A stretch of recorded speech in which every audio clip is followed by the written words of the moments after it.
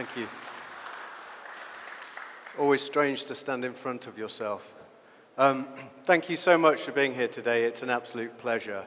As we talked about, I've been doing security for 25 years. Used to be global CTO at HP, advised governments and NATO. And one of the key things that I've learned is that security is really, really hard.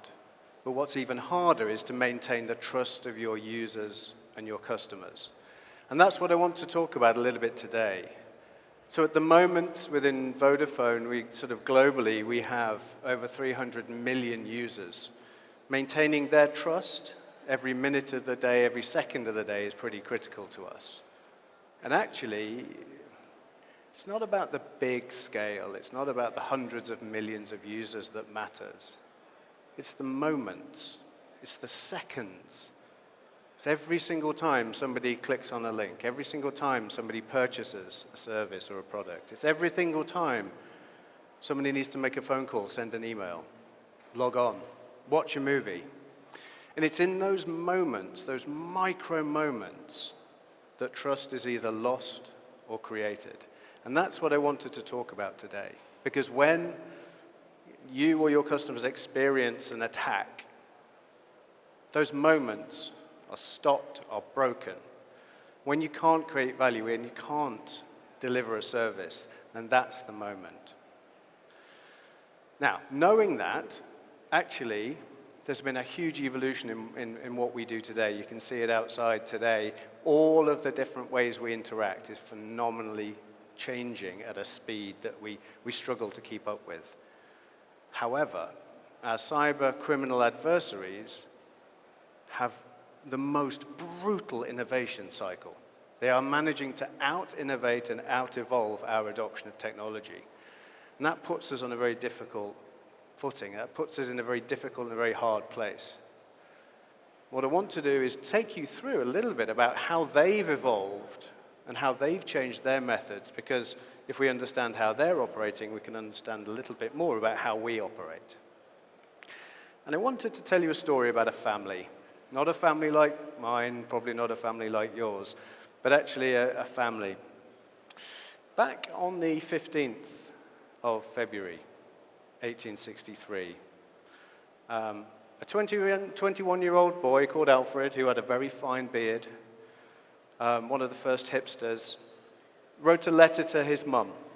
And he said, it was the day after Valentine's Day, and he said, "Dear Mum, I've had a great idea," as we often do on the day after Valentine's Day. He said, "Mum, I've had a great idea. I'd like you to buy me a brewery. I'd like to make beer."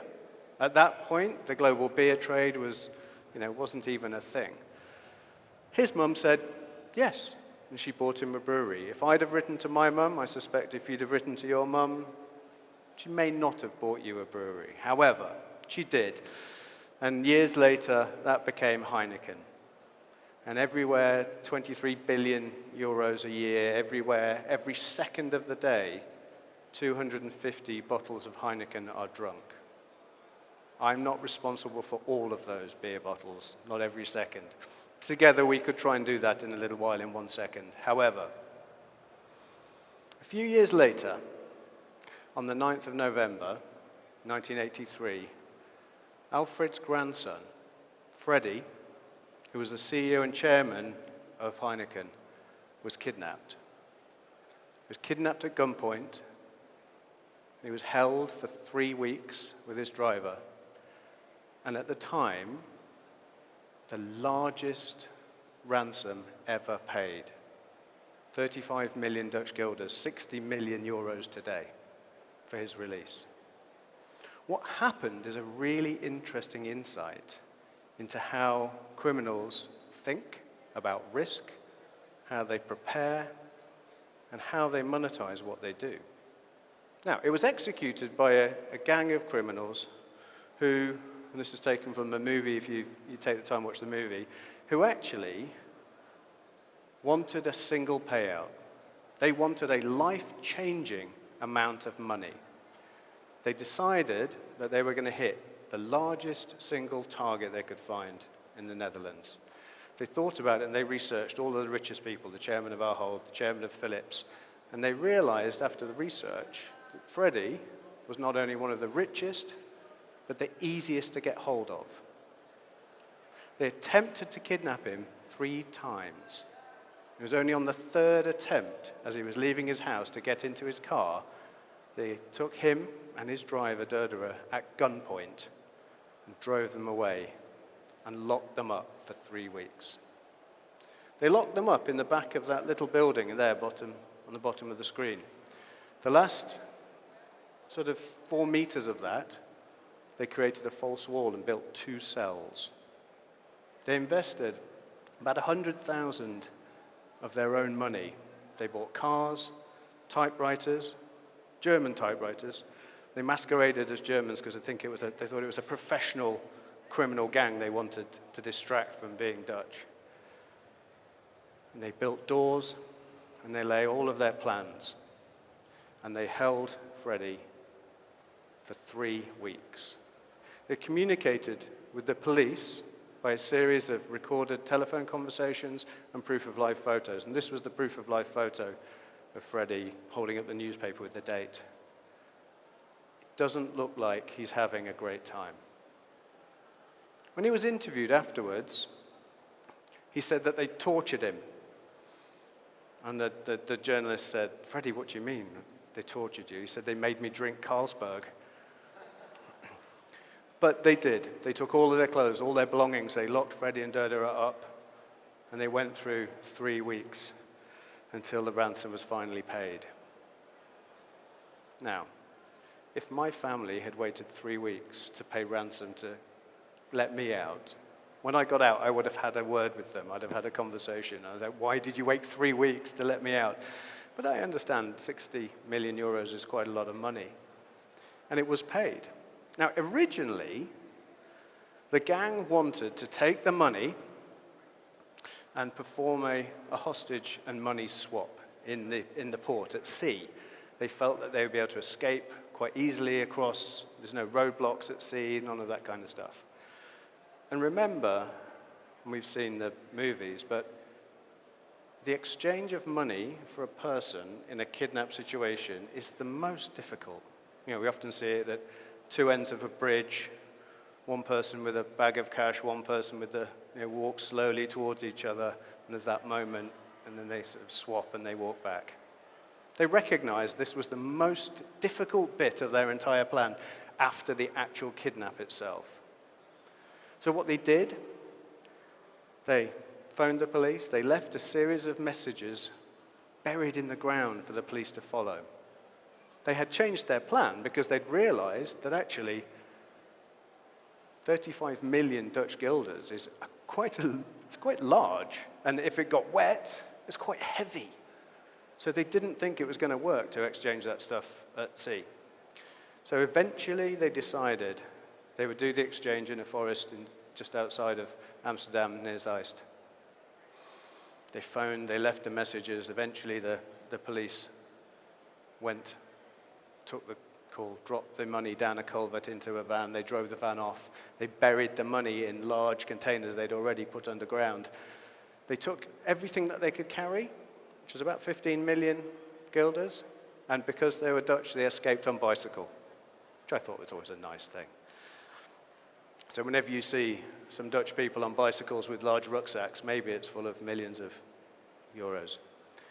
What they were able to do at that point should have been to just escape. However, at the same time, an anonymous tip-off called the police. They'd actually tracked some deliveries of Chinese food to the back of the warehouse, but the police hadn't been able to really identify what was happening. The anonymous tip-off, the SWAT team came in, they took 2 of the kidnappers hostage, they took Freddie and Derdera, and they released them. At which point, one of the largest manhunts ever took place, right across the world, looking for these kidnappers. There they were. A couple of them were taken straight away. A couple of them were arrested at Schiphol. They got all the way to Paris. The 2 ringleaders made it to Paris for 3 months and were finally arrested by Europol in February. and brought back for justice. They were all sentenced for between 10 and 11 years in prison. One of them escaped, got as far as Uruguay in South America. Interpol picked him up, brought him back, and went back to prison. It's an amazing story of criminal enterprise, bad luck, and human tragedy. Ever since then, Freddie wasn't able to go out. He was scared. He clearly took bodyguards with him, but he felt unable to walk down the streets of his hometown. What the gang were able to do was execute something that we in security call a kill chain. A series of pre-planned stages allowing them to extract the most value from a significant target. So they researched Freddie. They researched all of the high-value targets. They understood how to attack and then control him and the driver as targets. They knew what they were going to do. They pre-built and pre-organized all of these components. And then, when the right moment struck, they were able to ask for one of the largest ransoms ever paid. And the next step is always to evade. There's no point having 35, 60 million euros if you can't spend it, if you can't escape. And that's always been the danger of these things. It's interesting to note, however, that the police were able to recover most of the money. I say most. There was 8 million Dutch guilders that has never been found. It's 8 million Dutch guilders, worth about 15 million euros today, buried in a forest just outside of Amsterdam. So, after this, if anybody would like to, I say we hire a van, buy some shovels, drive to the forest and dig, and if we find it, I will happily share half of it with you. But actually, the point is that it's super important as a criminal to be able to get away with the money and monetize it. Now, what we see today is completely and fundamentally different in everything except the same process. A modern cybercriminal gang, an industry that prosecutes 11 ransomware attacks every second of the day, goes through exactly the same stages. But different to the gang that kidnapped Freddie, they don't have to look for a single life-changing payoff. Just as we do, they're looking for hundreds of thousands and millions of small, incremental values and ransoms. They're able to research all of us. Ransomware attacks against retail were the highest they've ever been. Online retailers sit level with education and healthcare as a target for ransomware. They're able to attack all of us. They don't have to wait for us to leave our house and get into a car by a driver, right? All you have to be is online, using credentials, logging onto a system, sending an email, things we do every second of the day. The ability to attack us has been completely democratized.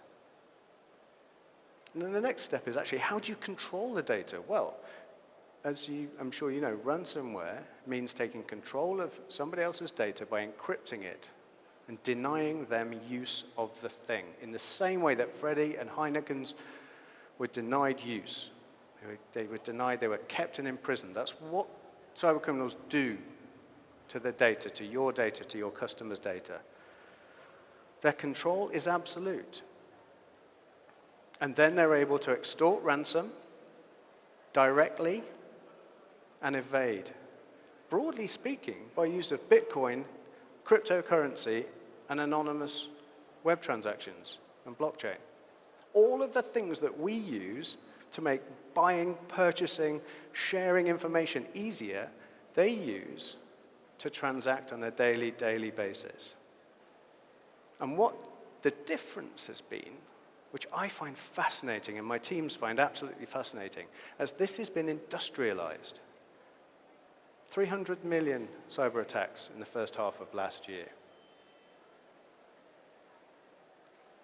It's estimated by the US Treasury that $5.2 billion of ransoms were paid and tracked across the 100 largest ransomware software kits out there. And we talk about it as an industry, because actually you don't need to physically do all of these things anymore. You can go online and buy a ransomware kit for $39. That ransomware kit will allow you to start attacks. They come with bundled SLAs. There's a 30-second time to market SLA from buying the ransomware kit, typing in an email address or an IP address, and sending the attack. You can buy tech support with that. You can buy a bronze, silver, gold package. The whole thing has been industrialized. You can get people to help you write it in multi-language to personalize the attack. You can buy the initial credentials, the research component. And at the back end, increasingly, the providers of the software, the criminal gangs who build and write these ransomware pieces of software, the malware, malicious software, don't charge you for it. They'll actually reduce the amount it costs to buy for a profit share arrangement. Typically, they'll take 40% of the profit you make on the Bitcoin transaction on the ransom, and you keep 60%. For $389, you can buy the entire kit for an unlimited number of users, and you get the same level of support, technical support, marketing support, multi-language support, the same transactions. And the whole thing is anonymous. Now, what's really interesting about ransomware as a service is that you don't need to look for the single large, amazing payoff like Freddy. What you can look for is tens, hundreds, or thousands of individual attacks. And one of the reasons why retail is so targeted is because the criminals understand human behavior. And they recognize an industry where availability is critical means you're more likely to pay the ransom. And last year, of all of the ransomware attacks against retailers, over 50% paid the ransom. Now, I think that comes down to two reasons. The first is actually, if you take your data, your organization, your online business stops. The second one is, the longer you're not working, you lose customers and you lose trust. And that's exactly why retailers are targeted. Firstly, because of the availability conundrum. Secondly, because they can steal customer payment details. And thirdly, because of the extended supply chain. Now, all of this sounds very, very complex and technical, and to defend against it increasingly is. But actually, for a cyber criminal, that's the cost per mailbox of an attack. So the ability to prosecute hundreds of thousands of attacks at any moment, in any jurisdiction, in any country, on any platform, because we've opened up email and all transactions, is critical to us. And whilst we changed all of the ways of working, of delivering services, while we, during a pandemic, we adopted teleworking, telemedicine, changed how we deliver services and products, the cyber criminals did exactly the same thing. You will have experienced, messages on your phones, on WhatsApp, across different platforms, across email. You'll have seen all of the scams.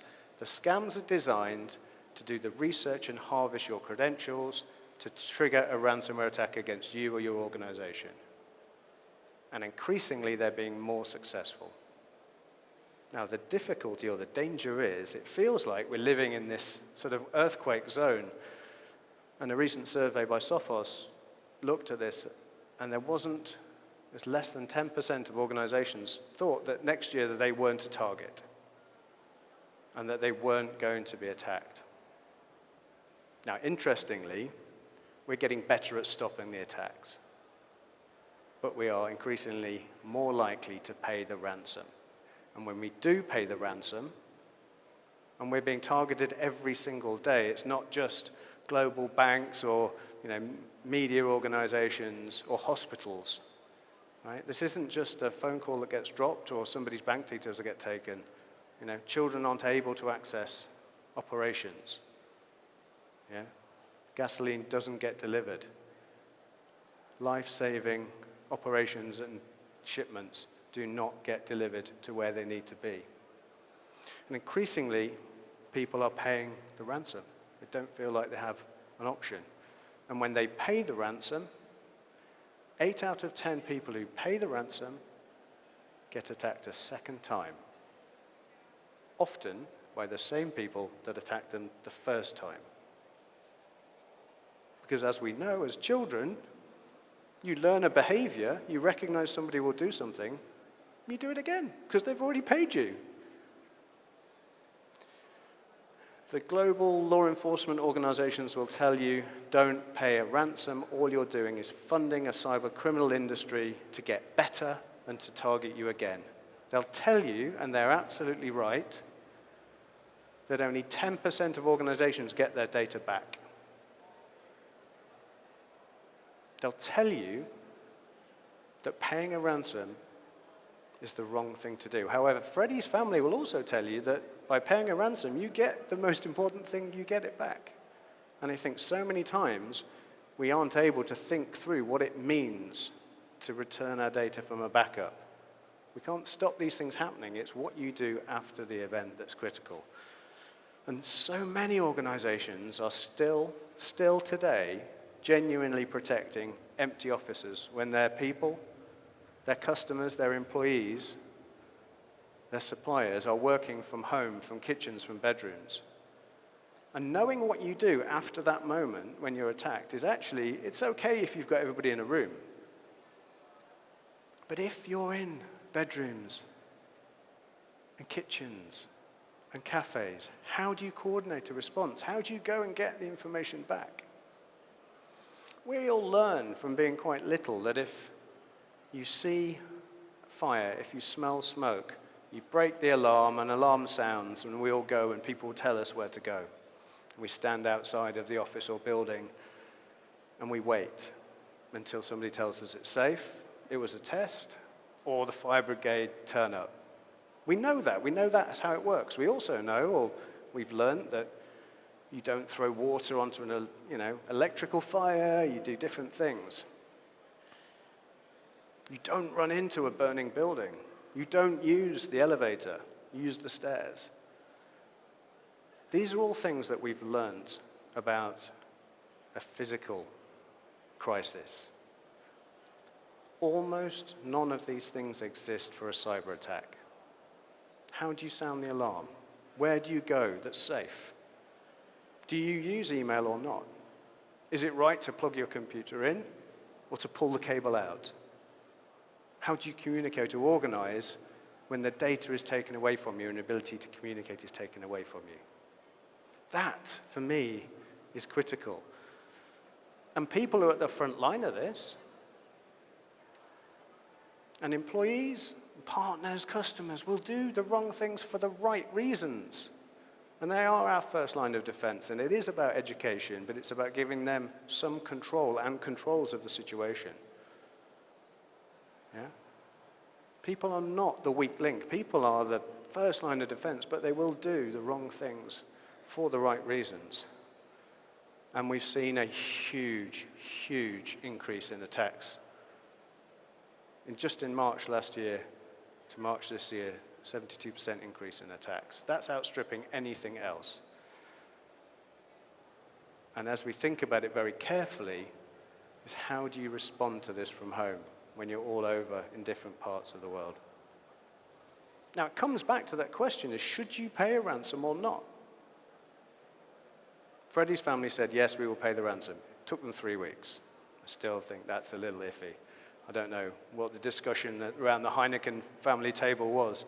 I think he's worth 10. Oh, we could pay 20. Oh, let's wait a few weeks and see how he gets on. But you don't have that. You don't have that time anymore to decide.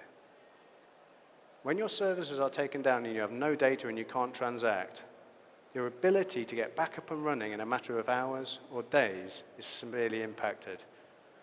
And we're getting into something that's called double or even triple extortion, which is you'll be denied your data as it's encrypted.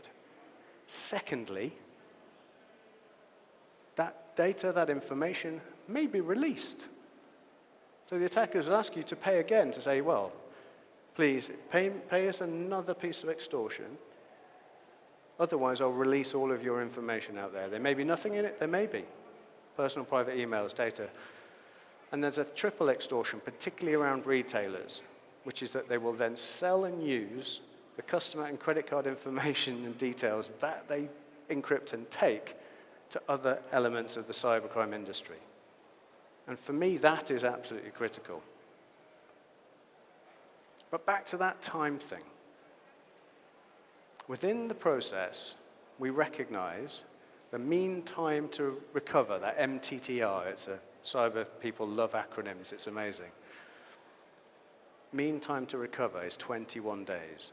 That means, on average, it takes an organization 21 days to get back up and running after a cyber attack, a ransomware attack. Coincidentally, it's the same amount of time that Freddie was held in the back of that shed. Heineken didn't stop operating for those 21 days. Yes, their family were hugely disrupted and the police were involved. However, just think what that would mean to any of your businesses or operations if you couldn't operate for 21 days, 3 weeks. For me, that is part of changing what you do about it. Now, we'd suspect, and I would suggest, that a lot of us are thinking about it. We're putting controls in place, we're working, and we know this is a threat, but actually it's quite hard to understand what to do. There's three things, simple, non-complex things to think about. The first is your digital footprint or your digital fingerprint. It's where you go, what you do. That's the people, the devices, the places, and the things that you interact with. If you know that and understand that, you can start to protect it. The second one is focus on your people. We talked about people doing the wrong things for the right reasons, but people can be that first line of defense. Educate, understand, and drive awareness and behavioral change about what it is. Something as very simple as your password strength, as where you log on from. Very, very simple things are always continually being overlooked. And if you think about the most attacked industries, education, healthcare, and retail, there's a huge degree of transient workforce, shift patterns, and password sharing within that. It's a very, very easy thing to do. But it's not about passwords, it's about the people that use them. And then the third thing is the resilience word, which is the word that I will often use. And that means, what are you going to do in those 21 days? And how do you make 21 days 21 hours? How do you respond when the cyber fire alarm goes off? And do all of your friends, colleagues, suppliers, customers understand what's happening? How do you communicate with them? How do you go forward? That's absolutely critical. Now, for us, that means that cybersecurity is something for organizations of all sizes, not just global banks or governments, but it's about smaller organizations who are being targeted every day by these cyber criminals. It's about security for everybody. And understanding and learning, stories like Freddie Heineken and his kidnap actually gives us an insight into how the criminals have changed their ways of operating and how that brutal innovation is seen, and actually how we can learn from it and try and break that kill chain. So hopefully that was interesting. It was a pleasure to be here. Thank you so much.